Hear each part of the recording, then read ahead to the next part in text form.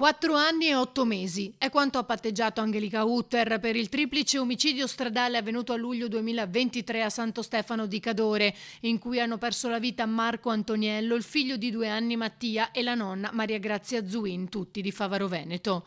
Circa un mese fa, dopo la proposta di patteggiamento della procura, il marito di Maria Grazia e nonno di Mattia, contattato al telefono, aveva commentato così. Abbiamo già un ergastolo da scontarne altri, abbiamo già delle robe vergognose in Italia.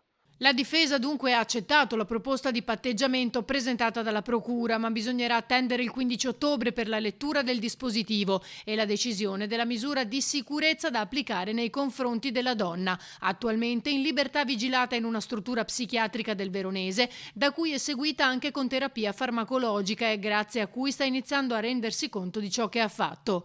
Il pubblico ministero ha chiesto che la misura resti tale, ma la difesa ne ha chiesto il decadimento. Ora starà al giudice decidere. In ogni caso la donna non tornerà in carcere. A marzo infatti erano scaduti i termini della carcerazione preventiva alla Giudecca, poi la donna fu trasferita nella struttura sanitaria veronese. Le fu riscontrato uno stato di semi-infermità mentale e un elevato grado di pericolosità sociale.